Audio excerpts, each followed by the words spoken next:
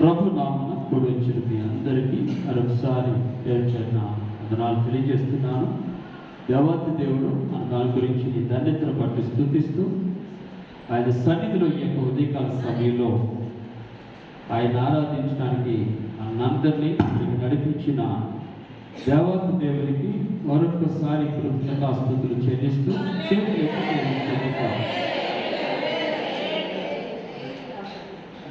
కరెక్ట్గా అన్నారు. ఎంత చక్కగా అన్నారంటే అంత చక్కగా అన్నారు.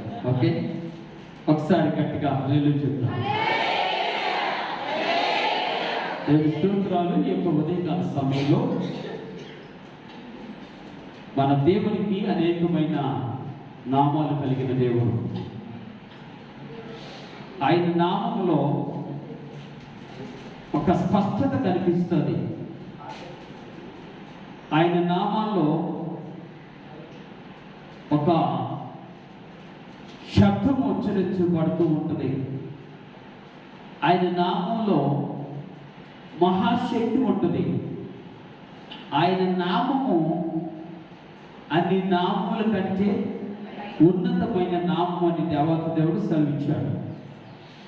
నువ్వు విశ్వాసంగా జీవిస్తూ ఉంటే, విశ్వాసంతో నువ్వు ప్రార్థన చేస్తే, అదే విశ్వాసంతో ఆయన నీకు జవాబునిస్తాడు. ఏ ప్రేమతోనైతే దేవుని ప్రేమిస్తావో, ఏ కొలమానముతో నువ్వు దేవుని ప్రేమిస్తావో, అంతకంటే రెట్టింపు కొలమానంతో దేవుడు నిన్ను ప్రేమిస్తాడు. ఏ దయలోనైతే నువ్వు దేవుని బిడ్డల్ని పలకరిస్తూ ఉంటావో, లేదనుకుంటే పరిచర్య చేస్తూ ఉంటావో, అంతకంటే రెట్టింపు దయతో దేవుడు నీకు పరిచర్య చేస్తాడు. నీ ప్రార్థన ఆలకిస్తాడు. ఏ యొక్క కొలమానంతోనైతే నువ్వు దేవుని సన్నిధిలో ఆరాధిస్తావో, అంతకంటే అధికమైన కొలమానంతో దేవుడు నిన్ను గణపరుస్తాడు. ఎందుకో తెలుసా? నా దేవుడు నీ రుణమును ఉంచుకునేవాడు కాదు. ఆమె చెప్దాము. నీ రుణము ఎప్పుడు ఏ విషయంలో కూడా ఉంచుకోవడం. నువ్వు కొలిచిన దానికంటే అధికముగా కొలిచి ఇవ్వగలిగిన దేవుడు. నువ్వు ఆరాధించినటువంటి ఆ యొక్క అంతరాత్మను కంటే కూడా ఎందుకు అధికమైనటువంటి ఆశీర్వాదాన్ని దేవుడు నీకు అనుగ్రహించగలిగిన దేవుడు. అందుకని ఈ యొక్క ఉదయకాల సమయంలో మన దేవునికి ఒక ప్రత్యేకమైన పేరు ఉంది. ఆ పేరు మీకు చెప్పిన తర్వాత నేను వాక్యంలోకి వెళ్ళాలని ఆశపడుతున్నాను. ఆ పేరు మీరు కనుక పరిశుద్ధ గ్రంథాన్ని తెరిచినట్లయితే హెబ్రీయులకు రాసిన పత్రిక 12వ అధ్యాయము 29వ వచనంలో స్పష్టంగా ఆయన పేరు గురించినటువంటి ఒక గొప్ప విషయాన్ని దేవాతి దేవుడు సెలవిస్తూ ఉంటాడు. 12వ అధ్యాయం 29వ వచనం, అందువలన మనము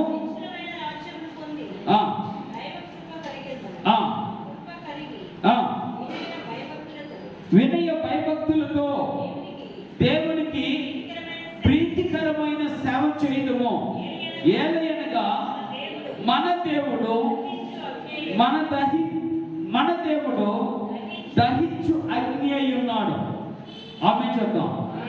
జాగ్రత్తగా ఆలోచన చేస్తే అక్కడ అంటాడు, అందువల్ల మనము నిశ్చలమైన రాజ్యమును పొందబోతున్నాం.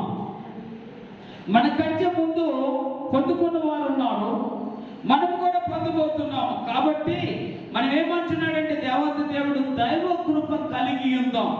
ఏ కృప? మానవ కృప కొంచెం వరకే ఉంటుంది, కానీ దేవుని కృప నిరంతరము ఉంటుంది. అందుకనే ఆ నిరంతరం ఉండే దేవుని కృపను పొందుకుందామని చెబుతూ అంటాడు. ఇంకొక మాట కూడా అక్కడ అంటాడు, ఆ కృప కలిగి వినయ భయభక్తులతో దేవుని ప్రీతికరమైన సేవ ఏంటంటే ప్రశ్నించుకోవాలి. చాలా గొప్ప విషయం. దేవత దేవుడు శ్రమిస్తున్నటువంటి మాట ఏంటంటే వినయ భయభక్తులతో ఆయనకు ప్రీతికరమైన సేవ చేయడం. ఏ భక్తి? ఎలాంటి భక్తి? వినయంతో కూడిన భక్తి. ఎందుకు అంటారేమో, ఎందుకు దేవుడు ఆ కృప పొందుతాము అని దేవుడు శ్రమిస్తున్నాడో, ఆ రాజ్యంలో ఉందామని శ్రమిస్తున్నాడో, అలాగే ఆయన ఎందుకు వినయ భయభక్తులు కలిగి జీవించడాన్ని ఆయన నేర్పించాలని ఆయనట మన దేవుడు దహించు అగ్ని అయి ఉన్నాడు. ఆమె చెప్తాం, దహించే అగ్ని అట. ఇది మామూలు అగ్ని కాదు, అది దహించే అగ్ని. అందుకని ఈ విషయాన్ని గురించి దేవాతి దేవుడు అనేక విధాలుగా మాట్లాడుతూ అంటాడు, నేను దహించు అగ్ని కాబట్టి అవసరమైతే నేను అగ్నితోనే సమాధానం ఇస్తాను. దేంతో అర్థమవుతుందా మీకు? దేంతో సమాధానం ఇస్తాడు? అగ్నితోనే సమాధానం ఇస్తాడట. అందుకని ఈ ఉదయకాల సమయంలో అగ్నితో సమాధానం ఇచ్చేటువంటి ఏకాంత దేవుని సన్నిధిలో నువ్వు నేను ఎలాగ ఉండాలో దేవాతి దేవుడు సర్వీస్తూ మాట్లాడుతున్నాడు. నేను కనుక ఒకసారి పరిశుద్ధ గ్రంథంలోకి మిమ్మల్ని తీసుకొని వెళ్తాను. ఏ విధంగా నా దేవుడు అగ్నితో సమాధానం ఇవ్వగలడో ఒక్కసారి మరి రాజులు రాసిన మొదటి గ్రంథము 18వ అధ్యాయంలోకి వెళ్తాం. జాగ్రత్తగా ఆలోచించేద్దాం. రాజులు రాసిన మొదటి గ్రంథము 18వ అధ్యాయంలో కొన్ని విషయాలు మీతో చెప్పాలని ఆశపడుతున్నాను. నిన్ను గాయపరిచిన వారిని ఆయన ఏమాత్రం వదిలిపెట్టిన దేవుడు, నీకు మేలు చేసిన వారిని కూడా ఏమాత్రం మేలు చేయకుండా ఉండే దేవుడు కాదు. నీకు కీడు చేసిన వారికి ప్రతి కీడును చేయగలిగిన సమర్థులైన దేవుడు నువ్వు నేను నమ్ముకున్న యేసు దేవుడు. అందుకని ఆయన అంటాడు, ఈ ఉదయకాల దేవుడు మాట్లాడుతున్న మాట ఏంటంటే, నేను దహించు అగ్ని అయి ఉన్నాను కాబట్టి అగ్నితోనే మీకు సమాధానము ఇవ్వగలుగుతాను. అగ్నితోనే సమాధానం ఇవ్వగలుగుతాను. ఇక్కడట ఇశ్రాయేలీలు చాలా జాగ్రత్తగా ఆలోచించాలి. అందరు నాయకు చూడండి. ఇశ్రాయేలీలు 2 తలంపుల మధ్య ఊగిసలాడుతున్నారు. ఏ దేవుణ్ణి ఆరాధించాలో, ఏ దేవుణ్ణి కనపరచాలో, అసలు దేవుడు ఏ విధంగా ఉంటాడో, ఎలాగా కార్యాలు జరిగిస్తాడని చెప్పి ఆ 2 తలంపుల మధ్య ఆలోచన చేస్తూ వారి జీవితాన్ని కన్ఫ్యూజన్లో పెట్టుకున్నారు. భయంకరమైన సందిగ్ధంలో ఉన్నారు. ఎలాగ నేను దేవుణ్ణి ఆరాధించేది? అసలు ఈ దేవుడు అని ఒకళ్ళు అంటున్నారు, ఈ దేవుడు అని ఒకళ్ళు అంటున్నారు. అందరూ ప్రతి ఒక్కరు ఒక్కొక్క దేవుడిని చూస్తున్నారు కదా. ఈ లోకంలో అనేక మంది దేవతలు దేవుళ్ళు ఉన్నారు కదా. ఏ దేవుడిని నేను ఆరాధించాలి? ఏ దేవుణ్ణి ఆరాధించాలి? ఇప్పటికీ మనస్సులో ఇంకా సందిగ్ధంలో ఉన్నవారు ఇక్కడ కూర్చున్న వాళ్ళు ఉన్నారు. ఏ దేవుణ్ణి ఆరాధించాలో తెలియదు.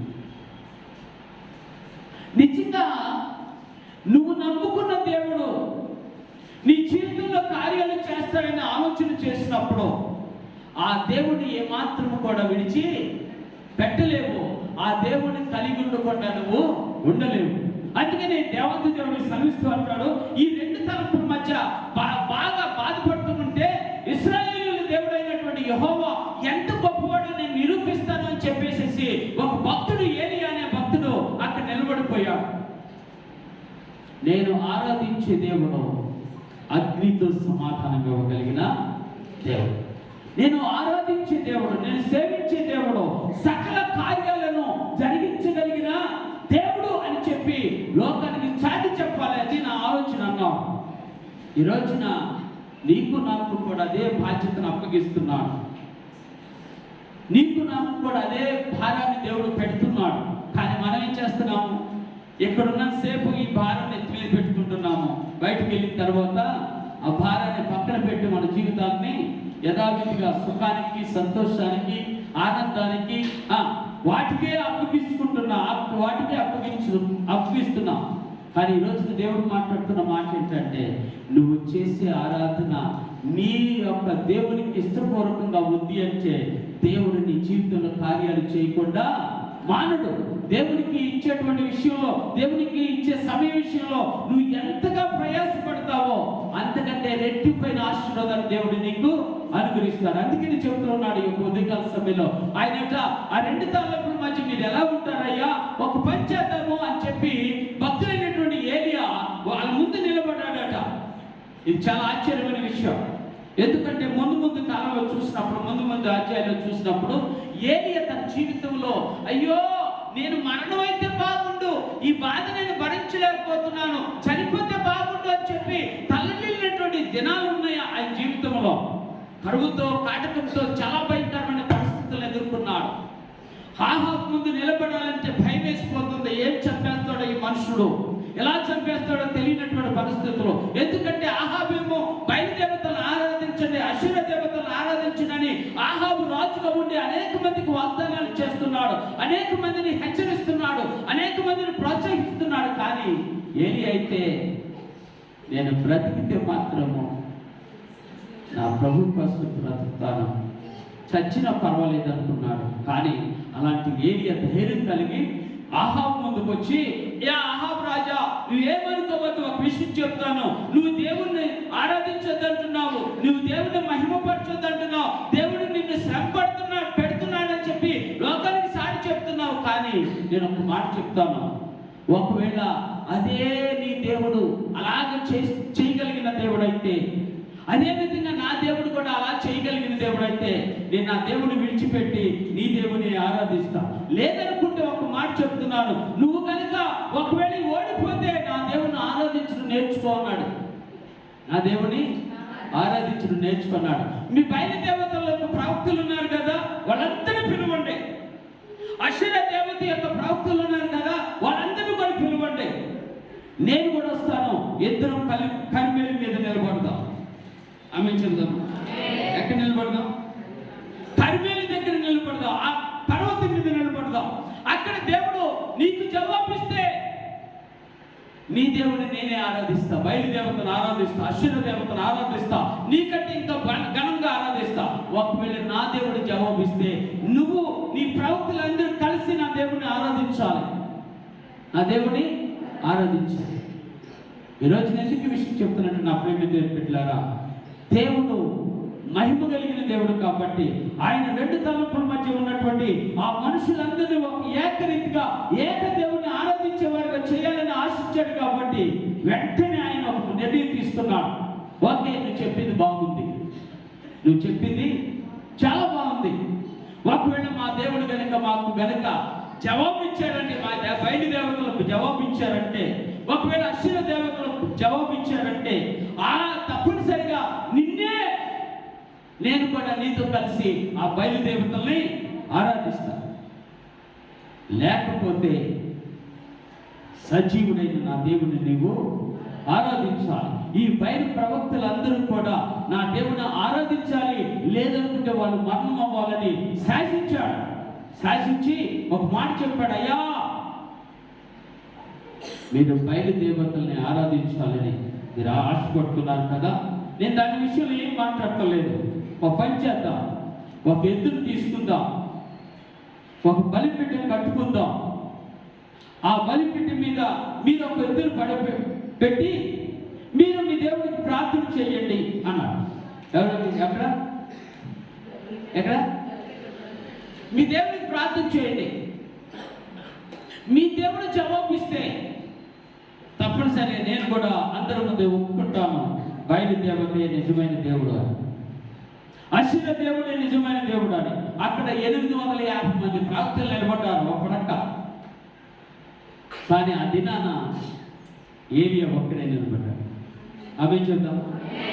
ఇక్కడ గొప్ప విషయం ఏంటో చెప్పనా, దేవుని కొరకు నిలబడేవాడు కావాలి. ఆమె చూద్దాం. దేవుని కొరకు నిలబడే వ్యక్తులు కావాలి. ఒక్కడైనా సరే నా దేవుడు సజీవుడు కాబట్టి ఆ ఒక్కరి పక్షాన నిలబడి తన కార్యాలు చూపించగలిగిన సమర్థుడైన దేవుడు నువ్వు, నేను నమ్ముకున్న దేవుడు. ఆయన సర్వశక్తిమంతుడైన దేవుడు. సరే కదా అనుకున్నారు.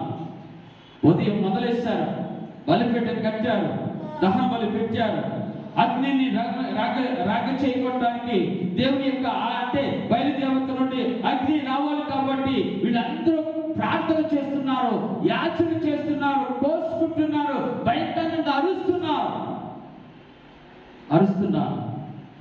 ఉదయం నుంచి సాయంత్రం వరకు వారు భయంకరంగా అరుస్తున్నారు. ఏలి అంటాడు, నవ్వుతూ అంటాడు, మరి అబ్బాయి ఒకవేళ మీ దేవుడు నిద్రపోతున్నాడు లేపండి. మీ దేవుడు నిద్రపోతున్నాడో లేపండి. లేదు మీ దేవుడు ప్రయాణంలో ఉన్నాడేమో, ఒకసారి ఆగమనండి ఆయన్ని చూసారా, జాగ్రత్త ఆలోచించారు. సజీవుడు ఒక్కడే కదా సమాధానం ఇచ్చేది. సజీవుడు ఒక్కడే సమాధానం ఇచ్చేది. నిర్జీవమైన వాడు ఎవడు సమాధానము ఇవ్వలేడు. చచ్చిపోయిన వాడిని, అయ్యా నాకు ఒక్క మాట చెప్పి సావరాదా నేను అన్నాం అనుకోండి, ఏమంటాడు ఆయన? నీకు అర్థమవుతుంది. చచ్చిపోయిన వాడు నువ్వు ఎంత కొట్టినా, ఎంత చేసినా, ఎంత అరిసినా సమాధానము ఇవ్వడు.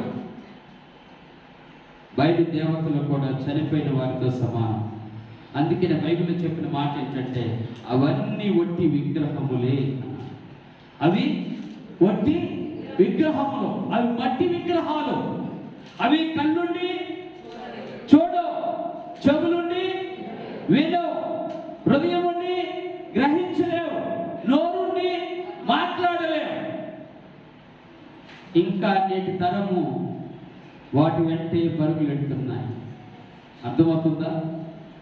కారణం ఏమిటంటే నీలాంటి వారు నిలబడలేకపోతున్నారు, నీలాంటి వారు నిలబడలేకపోతున్నారు, మనలాంటి వాళ్ళు నిలబడలేకపోతున్నారు. ఒక్కసారి సవాలు విసురుదాం అనుకుంటున్నాము, కానీ అందరికి సవాలు విసురుదాం అనుకుంటున్నాం, కానీ వాళ్ళ ముందు నిలబడేయాలంటే మన వల్ల సతకలు పడిపోతున్నాం.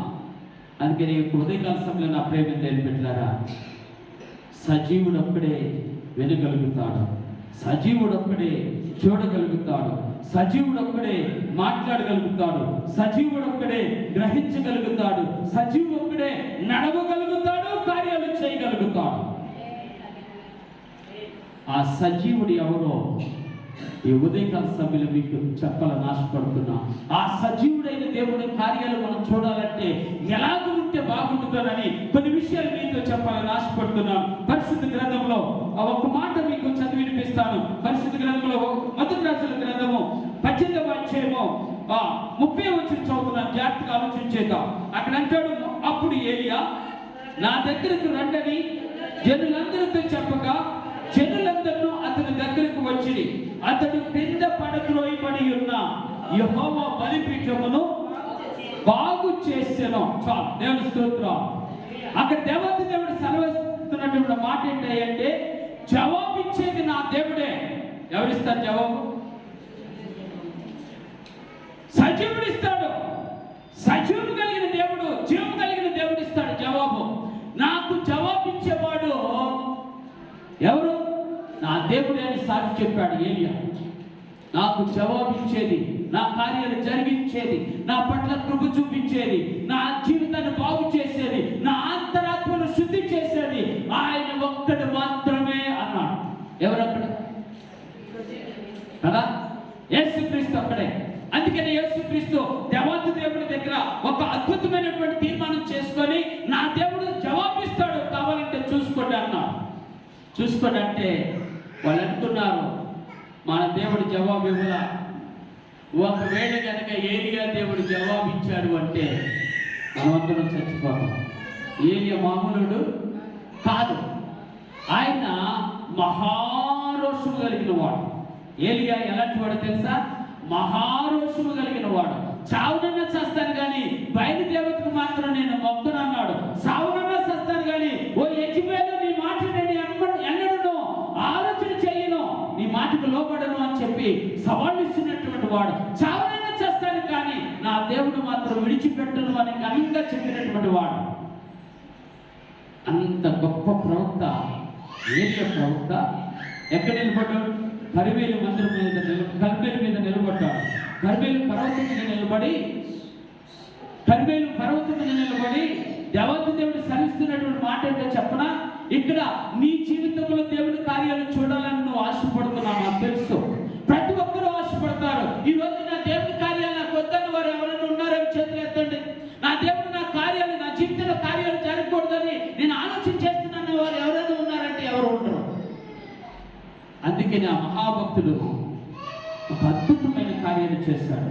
నీ జీవితంలో, నా జీవితంలో కూడా ఏలియా చేసినట్లుగా నువ్వు నేను చేయగలిగితే, ఏలియా ప్రార్థన విన్న దేవుడు, ఏలియాకు జవాబిచ్చిన దేవుడు, ఏలియా యొక్క జీవితాన్ని అర్థం చేసుకున్న దేవుడు, ఏలియా యొక్క ఆ సవాలును స్వీకరించినటువంటి దేవుడు ఈ రోజున నీ సవాలును కూడా స్వీకరించడానికి సిద్ధపడుతున్నాడు.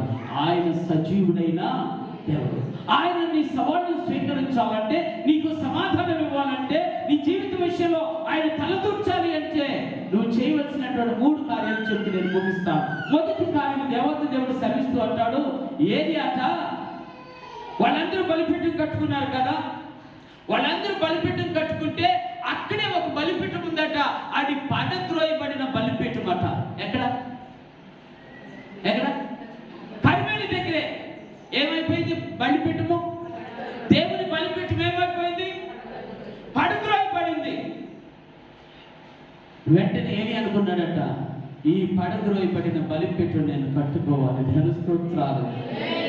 పడద్రోయబడిన బలిపీఠం నువ్వు నేను గనక కట్టగలిగితే, పడద్రోయబడినటువంటి బలిపీఠంలో నువ్వు నేను కట్టగలిగితే తప్పనిసరిగా నా దేవుడు నీ ప్రార్థన ఆలకిస్తాడు. అందుకే నేను చెప్తాడు, బలిపీఠము దేవుని యొక్క సన్నిధికి సాదృశ్యము, పరిశుద్ధమైన స్థలము, దేవుని గణపరిచే స్థలము, దేవుని ఎదుర్కొనే స్థలము, పాప క్షమాపణ పొందుకునే స్థలము, దేవునికి ప్రార్థన చేసే స్థలము, దేవునితో నిబంధన చేసుకునే స్థలము ఈ బలిపీఠం మాత్రమే. అంటే ఇప్పుడు ఏం చేయాలి? నెంబర్ 1 సరి చేసుకోవాలి.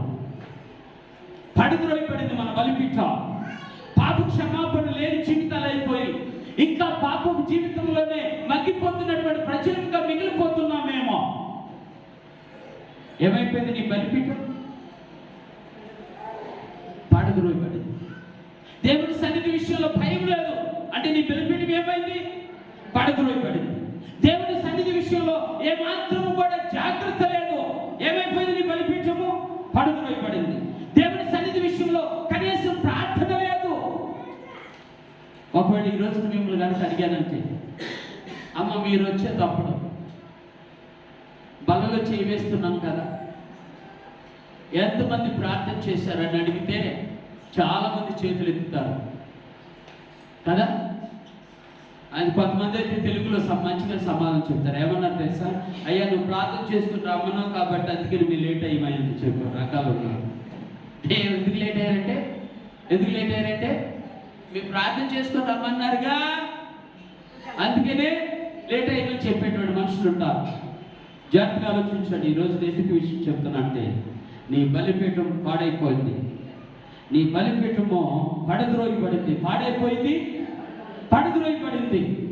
ఆ బలిపీఠమును బాగు చేసుకుంటే దేవుడు నీకు జవాబునిస్తాడు. ఆ బలిపీఠమును బాగు చేసుకుని నిలబెట్టుకుంటే దేవుడు నీకు జవాబునిస్తాడు.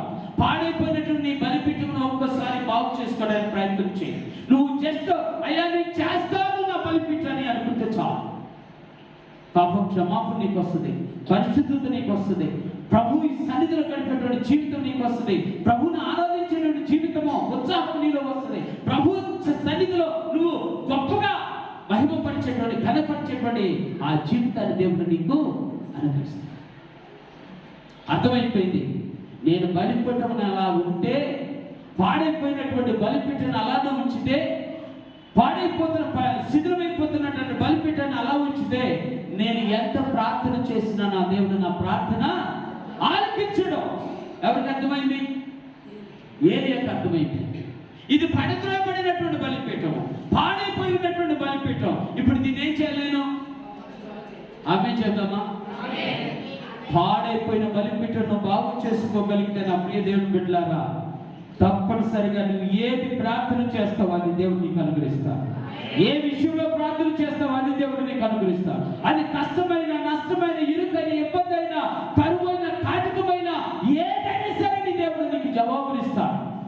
నువ్వు ఆశించిన దాన్ని దేవుడి దగ్గర నుంచి పొందుకోవాలి అంటే, నువ్వు ప్రార్థించిన దాన్ని దేవుడి దగ్గర పొందుకోవాలి అంటే మొట్టమొదటిసారిగా నీ బలిపీఠాలు బాగు చేసుకోవాలి. నువ్వు బలిపీఠాలను బాగు చేసుకోకుండా ఉంటే, నీ బలిపీఠాలను పడద్రోయబడినటువంటి బలిపీఠాలను మళ్ళీ తిరిగి కట్టకపోతే, దేవుడు అయ్యా నా ప్రార్థన ఎందుకు ఆలకించలేదని నువ్వు అడిగిన దేవుడు సమాధానం ఏంటో తెలుసా? మౌనమే. ఆయన సమాధానం ఇచ్చేవాడు కాదుక. ఆయన దగ్గర నుంచి సమాధానం వచ్చేది కాదు. ఎందుకు అంటే నీ బలిపీఠాలు ఇంకా పాడైపోయి ఉన్నాయి. ఏమేమి పాడైపోయినాయి?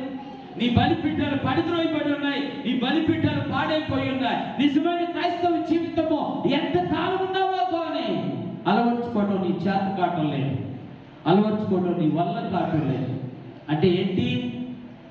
బలిపీఠాన్ని పడిద్రోయబడిన బలిపీఠాన్ని అలాగనే ఉంచేసేసాం, పాడైపోయిన బలిపీఠాన్ని అలాగనే ఉంచేసేసాం. అందుకే ఈరోజు చెప్తున్నా నా ప్రేమ బిడ్డలారా, నీవు బలిపీఠమును కట్టుకునగలిగితే బలిపీఠమును ఏర్పాటు చేసిన దేవుడు నీ ప్రార్థనకు జవాబునిస్తాడు. ఈ కార్యాన్ని అద్భుతమైన రీతిలో జరిగిస్తాడు. అందుకే ఆయన పేరేంటో తెలుసా? ఆయన దహించు అగ్ని అన్నాడు. ఇంకొక మాట, ఆయన వాక్యము అగ్ని వంటిది కాదా అన్నాడు. భక్తుడైనటువంటి ఇర్మియా గారు 23:29 చెప్తా అంటాడు, నీ వాక్యము అగ్ని వంటిది. ఏం చేస్తుందట? ఎవరిని దహిస్తుంది? ఇద్దరిని దహిస్తుంది. ఒకరిని నరకంలో దహిస్తుంది, మరొకరిలో హృదయంలో దహిస్తుంది. దేవుని స్తోత్రం. హృదయంలో దహించబడాలి. మన జీవితాలు బాగుపడాలి అంటే మన హృదయం ఏమైపోవాలి? పరిశుద్ధతలోనికి రావాలి. పరిశుద్ధతలోనికి రావాలి అంటే అగ్ని అనేటువంటి దేవుని వాక్యము మన హృదయంలోకి వెళ్ళి మన జీవితాలని, మనలో ఉన్న మలినాన్ని తీసివేసేయాలి. ఈరోజు నా ప్రేమ దేవుని బిడ్డలారా, నీవు బలిపీఠమును కనుక నువ్వు బాగు చేసుకుంటే ఆకాశమును చూస్తున్న దేవుడు నీ ప్రార్థన ఆలకిస్తాడు. నీ బలిపీఠను బాగు చేసుకోవాలి. అయ్యా, నా బలిపీఠం పాడైపోయింది, నా ప్రార్థన జీవితం పాడైపోయింది, నిన్ను కనపరిచి నిన్ను ఆరాధించేటువంటి జీవితంలో అనేకమైన లోపాలు కలిగి ఉన్నాయి. నేను పాప క్షమాపణ పొందుకున్నాను, కానీ ఎక్కడో నా పాపము నన్ను ఇంకా బలహీనపరుస్తుంది. ఎక్కడో నా పాపము నన్ను బలహీన పరుస్తుంది. ఈ రోజున దాన్ని నువ్వు బాగు చేసుకోగలిగితే దేవుడు నీ ప్రార్థన ఆలకిస్తాడు. అదే చెప్పాడు, నేను పాడైపోయిన బలిపీఠాన్ని మళ్ళా తిరిగి కడతాను. అదే అంటున్నాడు కదా ఆయన. మళ్ళీ ఒకసారి యెహోవా బలిపీఠమును బాగు చేసిన ఉంది అంటే ఏమైపోయింది? ఇప్పుడు యెహోవా బలిపీఠం ఏమైపోయింది? పాడైపోయింది. అర్థమైపోయింది ఏలియాకి. ఈ పాడైన బలిపీఠాలతో ప్రభు దగ్గర ప్రార్థన చేస్తే ప్రభు నా ప్రార్థన ఆలకించాడు అని చెప్పి ఆ పాడైపోయినటువంటి బలిపీఠాన్ని, పడిపోయినటువంటి ఆ బలిపీఠాన్ని తిరిగి లేవనెత్తడం మొదలుస్తాడు, బాగు చేయడం మొదలుస్తాడు. ఏం చేశాడు తెలుసా? ఆ బలిపీఠం చుట్టూ ఉన్నటువంటి ఆ రాళ్ళు మరలా తిరిగి కట్టడం మొదలుస్తాడు. దేవుడంట అబ్రహాంతో చెప్పినట్టుగా, నీ కుమారుల్లో నుండి నేను ఆ దేశానికి, ప్రపంచానికి ఒక గొప్ప రాజును తీసుకొస్తానని సెలవిచ్చినటువంటి దేవత దేవుడుగా ఆయన పక్షాన నిలబడ్డాడు. ఎవరి పక్షాన? ఏలియా పక్షాన నిలబడ్డాడు. ఏలియా చేసిన రెండో పని ఏంటి చెప్పనా? ఆయనట 12 రాళ్ళు తీసుకున్నాడట. బైబిల్లో మీరు చదువుకోండి. బలిపీఠాన్ని ఎప్పుడు కట్టినా నున్నని రాళ్లతో బలిపీఠాన్ని కట్టలా. ఏ రాళ్లతోనండి? చెక్కబడిన రాళ్ళతో బలిపీఠం కట్టలా. అసలు కట్టే విధానం అది కాదు. ఉన్న రాళ్ళను ఉన్నట్టుగా తీసుకొచ్చి మందిరంలో అమర్చబడాలి. దేవుని స్తోత్రం. ఏ రాళ్ళు? ఏ రాళ్ళు ఇవి? ఇవి సజీవమైన రాళ్ళు. ఇవి చెక్కబడిన రాళ్ళు కాదు. ఎందుకంటే చెక్కబడేది విగ్రహము, చెక్కబడేది రాయి, కానీ ఈ రాయి అలాంటిది కాదు. అందుకే 12 రాళ్ళు తీసుకున్నాడట. బలిపీఠం నేను పెడతాం మొదలెస్తాను, చుట్టూ పెడుతున్నాను. ఈ రాళ్ళకి ఏమి లేదు, ఈ రాళ్ళకి ఏమి లేదు, రూపురేఖలు లేవు ఈ రాళ్ళకి. చెక్కబడినదైతే రూపు ఉంటుంది కదండి. చెక్కబడిన రాళ్ళకైతే రూపురేఖలు కనపడతాయి, కానీ ఈ రాళ్ళకి చెక్కబడిన రాళ్ళు కాదు కాబట్టి వీటికి ఏమి లేదు, రూపురేఖలు లేవు. కానీ ఆ బలిపీఠానికి రూపం ఇచ్చిన దేవుడు నా యేసయ్య. అర్థమవుతుందండి? ఆ 12 రాళ్ళను తీసుకున్నాడట. ఎందుకు తీసుకున్నాడో చెప్పనా? ఇప్పుడు అందరికీ దేవుడు చెప్తున్నటువంటి మాట ఏంటంటే, అయ్యా, మీ 12 రాళ్ళు 12 గోత్రాల వారికి సంబంధించింది. వారి పక్షాన నేనే నిలబడుతున్నాను. దేవుని స్తోత్రం. ఎవరి పక్షాన? ఇశ్రాయేలు పక్షాన ఏలియా నిలబడ్డాడు. 12 గోత్రాల వారిని ఉద్దేశించి, అయ్యా, మీ గోత్రాల వారు పాడైపోయారు, మీ గోత్రాల వారు చెడిపోయారు, మీ గోత్రాల వారు జీవితాన్ని పాడు చేసుకున్నారు, మీ గోత్రాల వారు దేవుని మరిచిపోయారు, మీ గోత్రాల వారు బలిపీఠాలను పాడు చేసుకున్నారు, బాగు చేసుకోలేట్లేదు పోతున్నారు. కానీ నేను బాగు చేస్తాను. ఏ బలిపీఠాన్ని? పడిపోయిన బలిపీఠాన్ని నేను బాగు చేస్తాను. ఎలా బాగు చేస్తానో తెలుసా? మీకు సాదృశ్యంగా నిలబడేటువంటి ఈ రాళ్ళనే తీసుకున్నాను. ఈ రాళ్ళు చెక్కబడినవి కాదు. అందుకే చెప్తే అప్పుడప్పుడు కూడా మీకు దేవుని దగ్గర ఎప్పుడు ఉన్న పాటన వచ్చుచున్నాను అన్నట్టుగా, ఉన్న పాటన వచ్చేవాడు ధనిలో అండి. దేవుడు never look at the beauty of your heart. మీ యొక్క హృదయాంతక అందాన్ని చూసుకునేవాడు కాదు, లేదా మీ శరీరాంగాన్ని చూసుకునేవాడు కాదు. చూసుకునేవాడు నీలో ఉన్న పవిత్రతను మాత్రమే చూసుకునేవాడు దేవుడు. నీలో ఉన్న పవిత్రతను, పరిశుద్ధతను చూసే దేవుడు. వెంటనే ఆ 12 మందికి సాదృశ్యమైనటువంటి రాళ్ళను తీసుకొని బలిపెట్టుకు కడతం మొదలుస్తాడు. జాగ్రత్తగా ఆలోచించాడు. ఆ 12 రాళ్ళను దేవుని సన్నిధిలో ఉంచాడు. ఎన్నుకున్నబడిన రాళ్ళు, దేవుని చేత ఏర్పరచబడిన రాళ్ళు. మరి నువ్వెవరివి? ఈరోజు దేవుడు మాట్లాడుతున్న మాట, నిన్ను కూడా దేవుడు ఏర్పరచుకున్నాడు. దేవుని స్తోత్రం. నీవు సజీవమైన రాళ్ళ వలె కట్టబడాలని, దేవుని మందిరముగా ఉండాలని, దేవుని బలిపీఠముగా ఉండాలని, దేవుని సన్నిధి నీలో కనపడాలని, దేవుని యొక్క మహిమ నీ ద్వారా కనిపించాలని దేవుడు ఎంతగానో ఆశపడుతున్నాడు.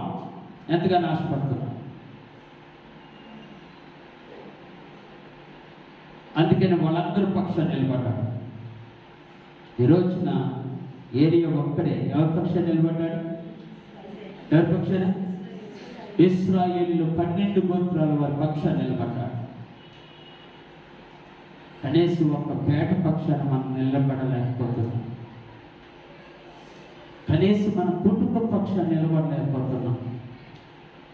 మనమే ఆటంకంగా తయారైపోతున్నాం. వాటికి ప్రార్థన చేస్తున్నాం అనుకుంటున్నాం కానీ, ఆరాధనకి వెళ్తున్నాం అనుకుంటున్నాం కానీ, దేవుని సన్నిధిలో గడుపుతున్నాం అనుకుంటున్నాం కానీ, ఎక్కడో ఇతరులకు మనము హేతువుగా మిగిలిపోతున్నాం.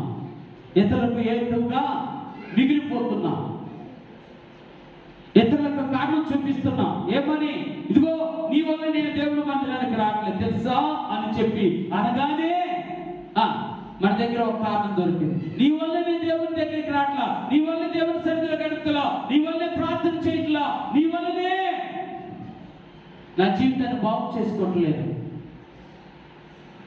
ఎంతమంది పిల్లలు తల్లులు ఎంటున్నారో ఈ మాట కాదంటారా? దేవుని సన్నిధిలో చెప్తున్నా నా ప్రేమ దేవుని పెట్టారా, దేవాతి దేవుడు నీ పక్షాన్ని నిలబడటానికి సిద్ధంగా ఉన్నాడు. కానీ నువ్వేమంటున్నావు?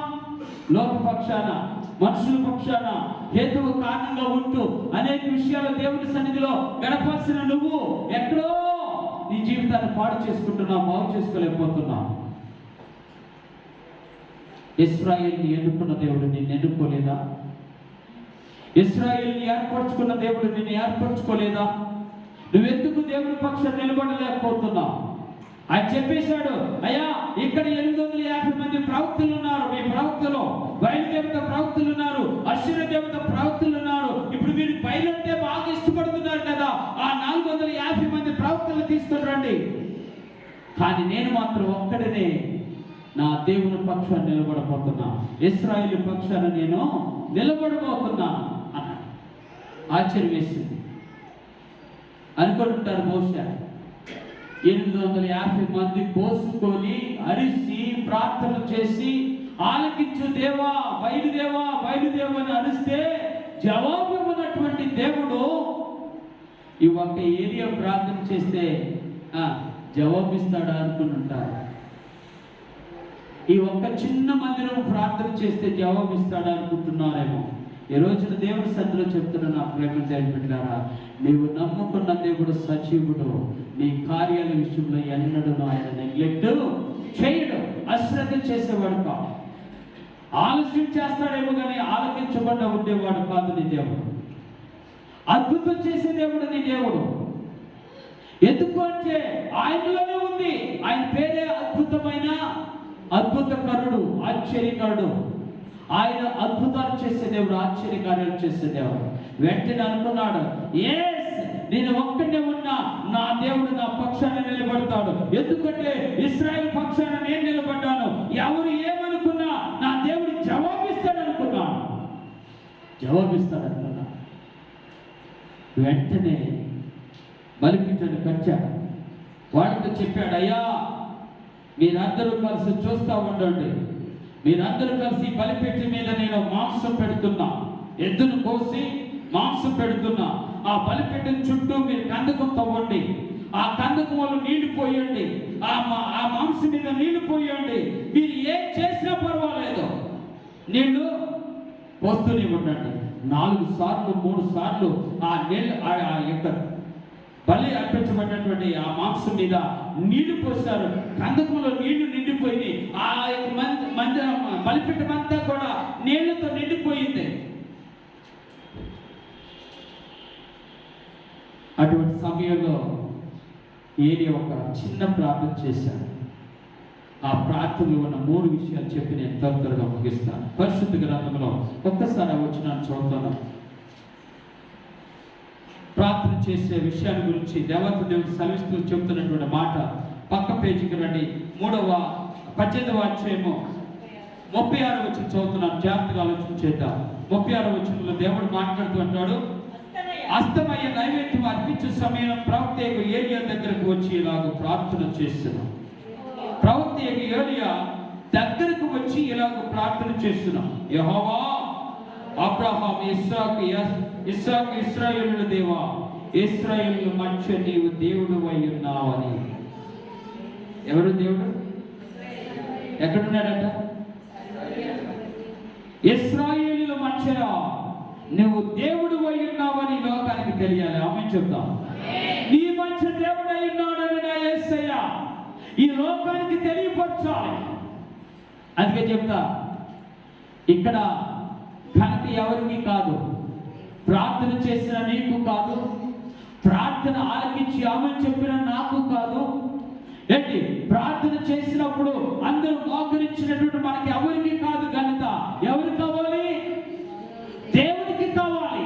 దేవుడు ఇక్కడ మధ్యలో కార్యమును ఏం చేస్తాడంటే, మీకు విషయం చెప్పరా, ఒక అన్నిరాలు చెప్పిన సాక్షి చెప్తున్నా. అస్సలు ఆమె ప్రార్థన తెలియదు, ఎప్పుడు ప్రార్థనకు రాలేదు, ఇప్పుడు కూడా ప్రార్థనకు రాదు. అంటే వేరే చోటకి వెళ్తుంది, అది వేరే విషయం పక్కన పెట్టేది. ఆమె చెప్పినటువంటి ఒక సాక్ష్యం ఏంటంటే, ఒక దినాన ఉపవాస ప్రార్థన జరుగుతున్నాయి. ఆమె గర్భవతిగా ఉంది. ఆమె అంది, అయ్యా నాకు కుమారుడు మెంటల్ రిటార్డెడ్ పర్సన్, అంటే ఆ యొక్క ఏమంటారు కాళ్ళు చేతులు సరిగ్గా లేవు, మైండ్ కూడా సరిగ్గా లేదు. ఆ మనిషిని నేను అలాగా పెట్టుకొని చూపిస్తూ ఉన్నా. డాక్టర్ గారు చెప్పారు, ఈ మనిషి కూడా రేపు పుట్టబోయే బిడ్డ కూడా ఇలాగనే పుడుతుంది అన్నా. ఎలాగనే పుడుతుంది? ఇలానే పుడుతుంది. అంగవైకల్యం కలిగినటువంటి బిడ్డగా పుడతాడు. కాబట్టి నువ్వు అబార్షన్ చేయించుకున్నావు. చేయించుకోనంటే ఆ సిస్టర్ వచ్చి నాకు నా భార్య చెప్పింది, అన్నా మళ్ళీ ఈ బిడ్డలాగానే పుడతాడట, నా పుట్టబోయే బిడ్డ, ప్రార్థన చేయండి, నేను కూడా ప్రార్థనకు వస్తా అని చెప్పి ఒక ఉపవాస దిన ప్రార్థనలో ఆ మాతో ఏకీభవించి ఉపవాస దినాల్లో ప్రార్థన చేయడానికి మాతో కలిసి వచ్చేది. అప్పుడు మేము వాళ్ళ ఇంటి పక్కనే ఉన్నాం. రోజు వచ్చేది, ప్రార్థన చేసుకునేది, మాతో ప్రార్థన చేయించుకునేది ఏం లేదు. అలాగే ఉపవాస దినాలు ప్రార్థన చేయడం మొదలెసిన తర్వాత ఆమె డెలివరీ టైం వచ్చేసింది. డెలివరీ టైం వచ్చినప్పుడు ఏం చేయాలో అర్థం కావట్లా తనకు కూడా. కానీ ప్రార్థన చేసింది. దేవుడు అద్భుతమైన ఆడపిల్లనిచ్చాడు, అంత అందగతినిచ్చాడు. ఓకే, నాకు అప్పుడు అర్థమైంది. ఆమె చెప్పింది, అన్నా నేను మీ మందిరానికి ప్రార్థనకు వచ్చాను కాబట్టి, మీరందరూ ప్రార్థన చేశారు కాబట్టి నాకు దేవుడు ఏ వైకల్యం కానీ ఏ లోపం కానీ లేకుండా ఒక మంచి ఆడబిడ్డనిచ్చాడు. కావాలంటే మీకు ఫోన్ నెంబర్ కావాలంటే ఫోన్ నెంబర్ ఇస్తాను. ఆ చెల్లి పేరు జయ, బట్టలు అమ్ముకుంటుంది. ఇప్పుడు కూడా ప్రార్థనకి వెళ్తుంది. అన్న మీ చర్చిలో 7 గంటలకు కదా ప్రార్థన, నేను ఉదయాన్నే 6 గంటలకు వెళ్ళిపోయి ఆరాధన చేసుకొని మా ఇంటికి వచ్చి మా ఇంటి పిల్లలు చూసుకొని వ్యాపారం చేసుకుంటాను, అందుకని మీ మందిరానికి రాలేకపోతున్నాను అన్నాను. ఎందుకు విషయం చెప్తున్నాను తెలుసా? అందరికి అర్థమవుతుంది, నా యేసయ్య గొప్ప, అన్ని గ్రహిస్తున్నారు నా యేసయ్య చేసిన కార్యం. నా దేవుడు సజీవుడని అన్నిలు కూడా వాళ్ళ అంతరంగంలో ఎక్కడో దాగి ఉంది ఆ విషయం. నా దేవుడు యేసయ్య దేవుడు తప్పనిసరిగా కార్యాలు చేసే దేవుడు అని. కానీ మనమే మనమే ఏం చేయలేకపోతున్నాం? దేవునికి ప్రతినిధిగా నిలబడలేకపోతున్నాం. పాడైపోయిన మన యొక్క బలిపీఠాలను బాగు చేసుకోలేకపోతున్నాం. దేవునికి ప్రార్థన చేయలేకపోతున్నాం. అందుకని మనం దిగజారిపోతున్నాం, అణగారిపోతున్నాం, అట్టడుగున జీవిస్తున్నాం. కార్యాలు చూడలేకపోతున్నాం. కారణం ఏంటి? మనలో చలనం లేదు. మనలో సజీవం అని అనుకుంటున్నాం, కానీ మనలో ఏం లేదు, జీవం అసలు లేనే లేదు. మన జీవితంలో దేవుని కార్యాలు చూడాలని తపన పడుతున్నాం, కానీ దేవుని సన్నిధిలో యథార్థంగా గడిపేటువంటి జీవితం కనపడతలేదు. దేవునికి దగ్గరగా ఉండే జీవితం కనపడతలేదు. దేవుని ఆరాధించే జీవితం కనపడతలేదు. దేవుని విషయంలో శ్రద్ధ కలిగిన జీవితం కనపడతలేదు. దేవుని విషయంలో శుద్ధి కలిగిన జీవితం కనపడతలేదు. ఇంకా ఎంతవరకు ఇంకోటి చేస్తే బాగుండు, ఇంకోటి చేస్తే బాగుండు అంటారు, కానీ చేసిన దాన్ని మాత్రం ఎన్నడూ గుర్తుపెట్టుకోలేనటువంటి దౌర్భాగ్యపు స్థితిలో నేటి క్రైస్తవ లోకం మన మందిరం ఉంటుందంటే చాలా బాధగా ఉంటుంది. ఏ స్థితిలో? చేసిన మేలును మర్చిపోయే స్థితిలోనే ఉంటుంది. చేసిన మేలును మర్చిపోయి ఇంకా నా దేవుడు ఏం చేయాలి, ప్రశ్నించుకోవాల్సిన విషయం ఏంటంటే, నువ్వు దేవునికి ఏం చేస్తున్నావు? దేవునికి నువ్వు ఏం చేస్తున్నావు? నేను ఎప్పుడు చెప్తా, ఓపెన్గా చెప్తున్నా, నీకు ఎప్పుడు చెప్పా ఈ మాట. ఏదో ప్రార్థన పెట్టించుకొని, ప్రార్థన చేయించుకొని, కానుక పెట్టి వచ్చిన వాళ్ళకి భోజనం పెట్టి పంపించడం కాదు. దేవునికి దగ్గర ఉండడం కంటే శ్రేష్టమైన జీవితం మరొకటి లేదు. దేవుని సన్నిధిని అనుభవించడానికి నువ్వు సిద్ధపడితే తప్ప దేవుని కార్యాలు కన్నులారా చూడలేవు. అందుకని దేవాతి దేవుడు అంటున్నాడు, అయ్యా నేను ఒక్కడే వాడి పక్షాన్ని నిలబడుతున్నాను, నువ్వు ఒక్కడివి నాకు జవాబును ఇవ్వాలి అన్నాడు. వెంటనే ఇంకొక మాట చెప్తాడు. వచ్చినాను కూడా చదువుతాను, మీకు జాగ్రత్తగా ఆలోచించేద్దాం. ఇశ్రాయేలు మధ్య నీవు దేవుడు అయి ఉన్నావనియో, నేను నీ సేవకుడై ఉన్నాననియో, నీ ఈ కార్యములనియో నీ సెలవు చేతే చేసేదననియో ఈ దినమున కనపరచుము. దేవుని స్తోత్రం. ఏం చేశాడు? అయ్యా ఒక మాట చెప్తాను, మీరు జ్ఞాపకం చేసుకోండి. ఒక చిన్న మాట చెప్తాను, ఒక్కసారి జ్ఞాపకం చేసుకోయ్యా. నేను నీ సేవకుడుగా ఉన్నానని ఇక్కడున్న వారందరూ తెలుసుకోవాలి. దేవుని స్తోత్రం. ఎందుకు అంటే జవాబిస్తేనే నాకు అర్థమవుతుంది, వీడికి అర్థమవుతుంది, నాకు తెలుసు నువ్వేంటో. కానీ ఎందుకు ఎవరికి తెలియట్లా. ఆయన మా మధ్య కార్యాలు చేసే దేవుడు అని తెలియాలి. ఆ మధ్య ఆయన నీ మధ్య కార్యాలు చేసే దేవుడు, ఆయన నీ జీవితంలో కార్యాలు చేసే దేవుడు, నీ కుటుంబంలో కార్యాలు చేసే దేవుడు, నీ మందిరంలో కార్యాలు చేసే దేవుడు. ఆయన తప్పక కార్యాలు చేసే దేవుడు అని ఇప్పుడు తెలియాలి. వీళ్ళందరికన్నా ఇప్పుడు తెలియదు అని ప్రార్థన చేశారు. మూడో విషయం, ఆయన ప్రార్థనలో ఉన్నటువంటి ఇంకొక విషయం చెప్పి నేను త్వరగా ముగిస్తా. పరిశుద్ధ గ్రంథంలో అక్కడ ఇంకొక మాట కూడా అంటాడు, చూద్దాం. వచ్చినాను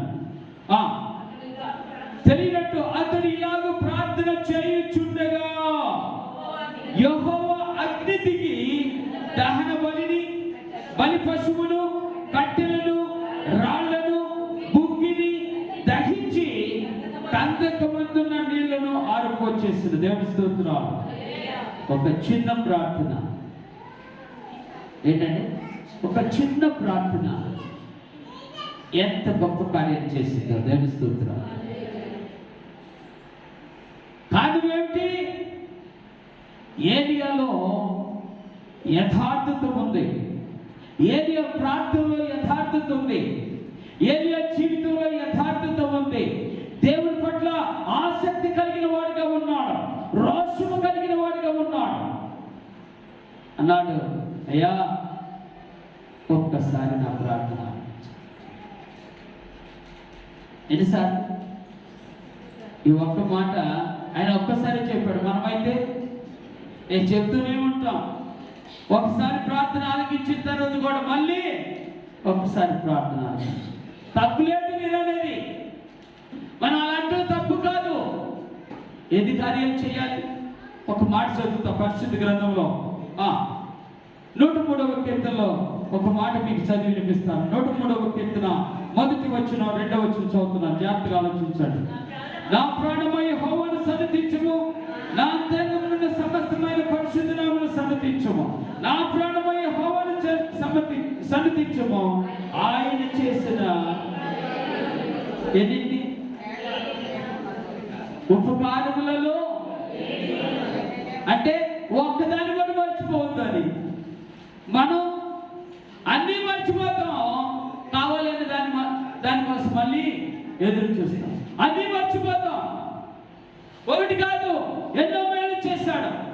ఒక రోజున ఒక దైవభక్తుని అడిగాడట, ఒక సేవకుడు వచ్చి ఒక ఆయన అడిగాడట, అయ్యా దేవుడు నాకేం కార్యాలు చేయట్లేదయ్యా, దేవుడు నా పట్ల విపక్షం చూపిస్తున్నాడయ్యా, ఆయన నా పట్ల పక్షపాతం చూపిస్తున్నాడయ్యా, నీకు చేసిన దేవుడు అని చెప్తున్నావు, కానీ నాకేమీ చేయలేదయ్యా.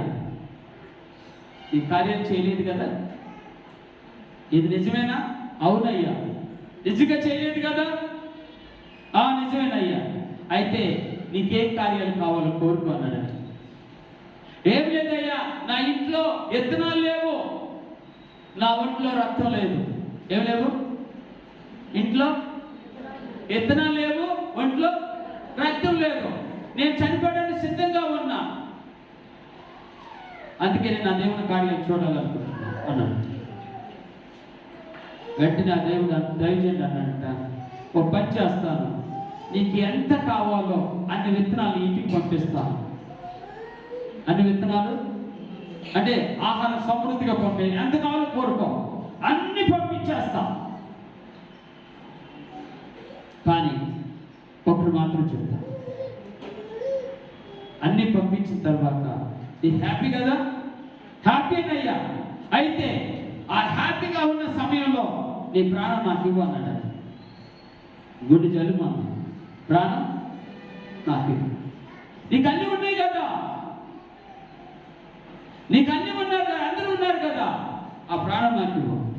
అయ్యా నా ప్రాణం ఏముంది, నా ప్రాణం ఏముంది, కానీ నేను ఇంకా బ్రతకాలని ఉంది, ఇంకా బ్రతకాలి. అయితే నీకు రక్తం లేదన్నావు కదా, రక్తాన్ని దేవుడు పంపిస్తాడు. దేవుడు స్తుతిస్తావా అన్నాడట.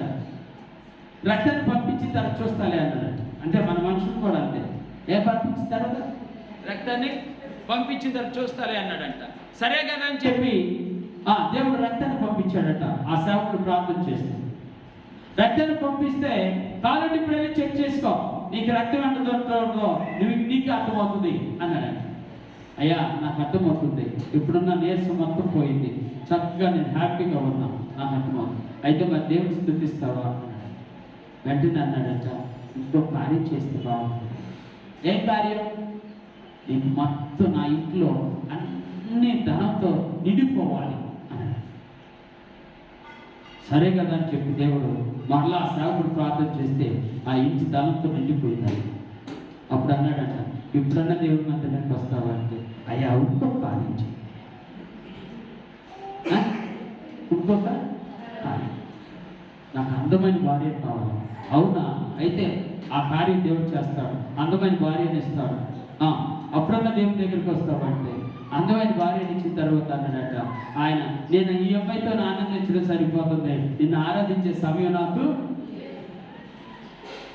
ఇక చెప్పుకుంటూ వెళ్తున్నాడు. అప్పుడు అన్నాడట, వరి దద్దమ్మ, వరి స్వామిరోడ, ఇన్ని కార్యాలు చేసిన నువ్వే దేవుని ఆరాధించకపోతే, ఇంత మహిమ చూపించిన దేవుడిని నువ్వే ఆరాధించకపోతే నీ వల్ల ఆయనకి ఏం ఉపయోగం రా, అందుకని ఇచ్చినని నేను తీసుకుంటాను అన్నాడు. సత్యపోయింది. ఇచ్చినని నేను తీసుకుంటాను. ఎందుకు? నీకు అన్ని ఇచ్చినా కూడా నువ్వు ఇంకా కార్యాలు కావాలని ఆశపడతాను, అన్ని ఇచ్చినా కూడా ఇంకా నాకు ఏదో లోపం ఉందని ఆలోచన చేస్తున్నా, అన్ని ఇచ్చినా కూడా ఇంకా నీకు కావాలి కావాలి కావాలి అంటున్నా. ఇవన్నీ ఎందుకు? నన్ను ఆరాధించిన జీవితం నీకు అనవసరం అన్నాడు దేవుడు. ఏంటంటే నన్ను ఆరాధించిన జీవితం నీకు అనవసరం అన్నాడట. ఈరోజు ఎందుకు ఈ విషయం చెప్తున్నా అంటే, నువ్వు దేవుని ఆరాధించకపోతే, దేవుని సన్నిధిలో ప్రార్థన చేయకపోతే, దేవుని మహిమపరచకపోతే, దేవుని పట్ల జాగ్రత్తగా ఉండకపోతే, దేవుని సన్నిధిలో భయం కలిగి జీవించకపోతే నువ్వు ఎంత కోల్పోతావో నువ్వు ఆలోచించు, ఎంత నష్టపోతావో నువ్వు ఆలోచించు. ఈరోజు దేవుడు మాట్లాడుతున్న మాట, అలాంటి నష్టం నీ జీవితంలో జరగకూడదు. ఆమె చెప్పమ్మా, అలాంటి నష్టంలో నువ్వు పడకూడదు. అందుకని యొక్క ఉదయకాల సమయంలో దేవుడు మాట్లాడుతూ ఉంటాడు. ఆయన వెంటనే దేవుడికి ప్రార్థన చేశాడట. దేవుడి సన్నిధిలో వాళ్ళందరి పక్షాన్ని నిలబడ్డాడట. వాళ్ళ పాపాలన్నీ ఒప్పుకొని ఉంటాడు దేవుడి సన్నిధిలో. వాళ్ళందరి పక్షాన్ని నిలబడ్డాడట. దేవుడికి ఒక్కసారి అయ్యా ఒక్కసారి జ్ఞాపకం చేసుకో అన్నాడట. వెంటనే ఆకాశం ఆ బైబిల్లో ఉన్నటువంటి మాట, ఆయన ఇంకను ప్రార్థించుచుండగా ఉంటుంది. He never say amen before. Okay, ఆయన ఇంకను ప్రార్థించుచుండగా అంటే ప్రార్థనలో కంటిన్యూ అవుతానే ఉన్నాడు. ఎక్కడ ఆకాశం నుండి ప్రార్థన ఆలకించబడి జవాబు దొరుకుతున్నా కూడా ఆయన ప్రార్థనలో కంటిన్యూగానే. ఈరోజు నప్పే దేవుని పెట్టాలి. ఎంత అద్భుతం చూడండి. ప్రార్థన చేసి ఆమె నన్ను తర్వాత జవాబు వస్తుంది అనుకుంటాను. కాదు, ఆయన నీ హృదయాంతరంగాలు చూసినప్పుడే నీకు జవాబునివ్వడానికి సిద్ధంగా ఉన్నాడు. నువ్వు ప్రార్థన చేస్తూనే ఉన్నావా? ఉండాలి. ఆయన ప్రార్థన చేస్తూనే ఉన్నాడు. ఆకాశం నుండి జవాబు దేవస్తూ. ఇప్పుడు చెప్తా, ఏలియా నమ్ముకున్న దేవుడిని నువ్వు నమ్ముకున్నావు కాదంటారా? ఏలియా ఆరాధించిన దేవుడిని నువ్వు ఆరాధిస్తున్నావు కాదంటారా? ఏలియా ప్రార్థించిన దేవుడినే నువ్వు ప్రార్థన చేస్తున్నావు. కానీ ఏలియాకి జవాబు దొరికింది, నీకు దొరకలేదంటే కారణం ఏంటో ఒకసారి ఆలోచించు. ఏలియాకి ఇచ్చిన దేవుడే నీకు ఇవ్వలేదంటే జవాబు కారణం ఏంటో ఒకసారి ఆలోచించు. ఒకవేళ నీ బలిపీఠం పడిపోయిందేమో, ఒకవేళ నీ బలిపీఠం పాడైపోయిందేమో, ఒకవేళ నువ్వు ప్రార్థన చేయడం లేదేమో, వాళ్ళందరి పాపాలు నువ్వు భుజాన వేసుకొని ప్రభు సన్నిధిలో గోజాడలేకపోతున్నావేమో, వాళ్ళకి ప్రతినిధిగా ఉండలేకపోతున్నావేమో. ఇంకా ఇంకొక కార్యం అని దేవుడు చేసిన కార్యాలన్నిటి గురించి నువ్వు అశ్రద్ధ చూపుతున్నావేమో. ఒక్క మాట చెప్పి నేను ముగిస్తా.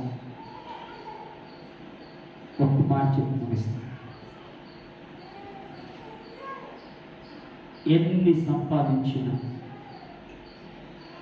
ఎంత సంపాదించినా, నీకు ఈరోజు నా ప్రాణాన్ని ఎవడన్నా, నీ రోజు నీకున్న ప్రాణాన్ని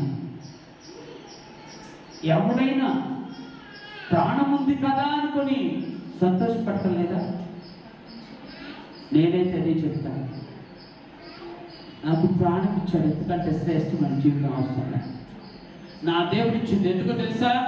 నువ్వు అనుకుంటున్నావేమో నీ ప్రాణం నీ దగ్గర ఉందనుకుంటున్నావేమో, లేదా నీ రక్తంలో ఉందనుకుంటున్నావేమో, లేకపోతే నీ జీవితంలో ఉందనుకుంటున్నావేమో. నీ ప్రాణము నీ జీవితము నీ యొక్క రక్తంలో లేదు, దేవుడి చేతిలో ఉంది. ఎందుకంటే శ్రేష్టమైన ఏం కావాలి? నువ్వు ఆరాధించడానికి, నువ్వు 2 గంటల దేవుని మందిరంలో గడపడానికి, ఆదివారం నాడు దేవుని సన్నిధిలో గడపడానికి ఇంతకంటే శ్రేష్టమైన ఇంకేమైనా కావాలంటారా? ఎందుకంటే విలువైంది ఏమైనా ఉందంటారా? ప్రాణం కంటే విలువైంది ఏమన్నా? మరి ఇది ఇచ్చిన దేవుని ఆరాధించుకుని నాకు తెచ్చలే నా ప్రియ దేవుని బిడ్డ. ఆ ప్రాణం ఇచ్చిన దేవుని కొరకు కొంచెం ప్రయాసపడలేము. ఆ ప్రాణం ఇచ్చిన దేవుని కొరకు కొంచెము జాగ్రత్త పడలేవా? ఆ ప్రాణం ఇచ్చిన దేవుని కొరకు కొంచెం సమయాన్ని దేవునికి ఇవ్వలేవా? ఆలోచించు. ఇవ్వలేకపోతున్నామంటే కారణం నీకొచ్చే దేవుని ఆశీర్వాదాలు నువ్వే కాళ్ళు కనుక్కుంటున్నావు. వద్దులే ఇది వద్దులే అనుకుంటున్నావు. ఒక జీవితంతో ఆగిపోలా, ఒక కార్యంతో ఆగిపోలా. దేవుడు ఇంకా నీ పట్ల కార్యాలు చేయాలి అని నువ్వు ఆశపడుతూ ఉంటే ఆయనకు నువ్వు దగ్గర అవుతూ ఆయనతో కలిసిపోయే జీవితం కావాలి. ఆయనలో లీనమయ్యే జీవితం కావాలి. ఆయనలో ఉండిపోయే జీవితం కావాలి. ఆ జీవితం నీలో ఉందంటే ఇప్పుడు కాదు, నువ్వు ఎప్పుడు ప్రార్థన చేసిన దేవుడిని ప్రార్థన ఆలకిస్తావు. నువ్వు ఏ విషయంలో ప్రార్థన చేసినా దేవుడు నీకు సమాధానం ఇస్తావు. ఏ విషయం కొరకైతే నువ్వు అంగలారుస్తున్నావో ఆ విషయాన్ని అద్భుతంగా మార్చగలిగిన దేవుడు నా యేసయ్య. ఉదయకాల సమయంలో అయ్యా ఏలియా లాంటి ప్రార్థన జీవితం నాకు కావాలి. ఏలియా లాంటి ఆ ఉద్యమం పడిపోయిన బలిపీఠము కట్టాలని, పాడైపోయిన బలిపీఠాన్ని బాగు చేసుకోవాలని అటువంటి ఉద్యమం నాలో కావాలయ్యా. అటువంటి ఉద్యమం నాలోకి రావాలి. ఇదే నీ ప్రార్థన అయితే ప్రభు సన్నిధిలో చిన్న ప్రార్థన చేస్తూ నువ్వు ఎంతకాలం ఉన్నావన్నది కాదు, ఎన్ని కార్యాలు దేవుడు చేశాడనేది కూడా కాదు. నీవు ఉన్నావు అంటే ఆయన కృపని మాత్రం నమ్ము. నువ్వు బ్రతుకుతున్నావు అంటే కేవలం ఆయన కృపని నమ్ము. ప్రాణమిచ్చిన దేవుడు, నీ కొరకు ప్రాణమిచ్చిన దేవుడు నీ కొరకు ఏదైనా చేస్తాడు. కానీ నీ బలిపీఠను బాగు చేసుకో. నువ్వు దేవుని సన్నిధిని అనిపించాలి అంటే పాడైపోయిన నీ బలిపీఠాన్ని బాగు చేసుకో. పడిపోయిన నీ బలిపీఠాన్ని తిరిగి కట్టుకో. నీ పక్షాన దేవుడు నిలబడబోతున్నాడు. నీ కార్యాన్ని దేవుడు జరిగించబోతున్నాడు. ఉదయకాల సమయంలో అయ్యా ఆ ఏలియా అనుభవాన్ని ఏ విధంగా అయితే దహించు అగ్ని దేవుడుగా అగ్ని చేతే ఏలియాకు సమాధానం ఇచ్చావో ఆ విధంగా నాకు కూడా సమాధానం కావాలి. నా జీవితంలో సమాధానం కావాలి. నా జీవితంలో సంతోషం కావాలి. నేను సంతోషంగా నీ సన్నిధిలో ఉంటే నాలో సంతోషం అధికమవుతుందయ్యా. నా బలహీనతల సమయంలో కూడా నేను నీకు దగ్గరగా ఉంటే నా బలహీనతలన్నీ పోతాయ్యా. అయ్యా ఈ ఉదయకాల సమయంలో నీకు సమీపస్తులుగా చేసుకో. ఇదే నీ ప్రార్థన అయితే మీ గుడి హస్తాలపై చూపించాలి. దేవుడి సన్నిధిలో చేసుకున్న తీర్మానంలో దేవుడు వెలకట్టి విలువించి నీ జీవితంలో కార్యం చేయగలుగుతాడు. దేవుడి సన్నిధిలో నువ్వు తీసుకున్న తీర్మానము నీ అంతరంగాన్ని పరిశుద్ధపరచగలిగిన దేవుడు, అందరితో అన్యోన్యంగా ఉండేటట్లు చేయగలిగిన దేవుడు, అద్భుతాలు చేయగలిగిన దేవుడు, నీ ప్రార్థన ఆలకించగలిగిన దేవుడు. అయ్యా ఈ ఉదయకాల సమయంలో ఒక్కసారి నాకు జవాబు, ఒక్కసారి నాలో ఉన్న నిరుత్సాహము, నాలో ఉన్న సోమర్తనము, నాలో ఉన్న సుఖమయ జీవితము, నాలో ఉన్నటువంటి స్వార్థపూరితమైన జీవితము, నాలో ఉన్నటువంటి లోపము, నాలో ఉన్న పాపము అయ్యా నీ సన్నిధిలో ఎత్తపడుతున్నానయ్యా. నన్ను క్షమించాలి. ఇదే నీ ప్రార్థన అయితే మీ కృపలపై చూపించండి. ప్రభు సన్నిధిలో ప్రార్థించండి. పరిశుద్ధుడు వెంట తండ్రి, ప్రేమ కలిగిన దేవాన్ని స్తుతునాలు, నాతో మాతో మాట్లాడుతున్న దేవాన్ని స్తుతునాలు. అయ్యా ఇంత ఆశ కలిగి జీవిస్తున్నా, ఆలోచన చేయలేని స్థితిలో మేము ఉంటున్నాము. ఎన్నో కార్యాలు చేసిన దేవుడు, అంతకంటే శ్రేష్టమైన మా జీవితాన్ని ఈ రోజున బ్రతికించావు. నీ సన్నిధిలో నిలబడటానికి అయ్యా శక్తినిచ్చావు. నీ సన్నిధిలో ఆరాధన చేయడానికి యుక్తినిచ్చావు. అయ్యా తల్లి నీ సన్నిధిలో ప్రార్థించడానికి భక్తినిచ్చావు. అయ్యా తల్లి ప్రభువైనా ఒక దినాన్ని నువ్వు మాకు అయ్యా ముక్తినిచ్చే దేవుడుగా నన్ను స్తుతిస్తున్నామయ్యా. సహాయం ఎప్పుడే కలిసి ఒక్కసారి పాడైపోయిన మధ్య బలిపీఠాలను కట్టుకున్నాను. అయ్యా తల్లి ప్రభు పడిపోయిన మా బలిపీఠాలను కట్టుకున్నాను. దేవాన్ని మాకు సహాయం. ఎంతకాలము ప్రభు ఇంకా మేము ఎదురు చూస్తూనే ఉన్నాం. ఎన్నో కార్యాలు చేసినా, ఎన్నో కార్యాలు చూస్తున్నా ఇంకా మేము ప్రభు నాయన అయ్యా తల్లి జాగ్రత్త లేని వారుగా, భయం లేని వారుగా, భక్తి లేని వారుగా నీ సన్నిధికి దూరంగా బ్రతుకుతున్నామయ్యా. దయచేసి జ్ఞాపకం చేసి నీ సన్నిధిని మాత్రం క్షేమాన్ని ఈ రోజున మీ సన్నిధిలో తీసుకున్న తీర్మానం మాకు బలమైన తీర్మానంగా, మా జీవితాలను బాగు చేసే తీర్మానంగా ఈ సన్నిధిలో అయ్యా తండ్రి ప్రభు ఆరాధించి బాగుపడే జీవితంగా మమ్మల్ని మార్చారు. మంచి జీవితాన్ని ప్రసాదించారు. ఈ ఉదయకాల సమయంలో నీ రొట్టెలో అయ్యా తండ్రి ప్రభు నీ బలులు జీవిస్తుండగా, అయ్యా నీ రొట్టె ద్రాక్షరసంలో పాల్గొంటుండగా, నీ శరీరమని యోచించి నీ రక్తమని భావించి అయ్యా తండ్రి బలులో చేయబెట్టడానికి నీ కృపను మాకందరికీ అనుగ్రహించి దీవించి మహిమ పొందమని యేసు నామమున ప్రార్థించే వేడుకుంటున్నాను.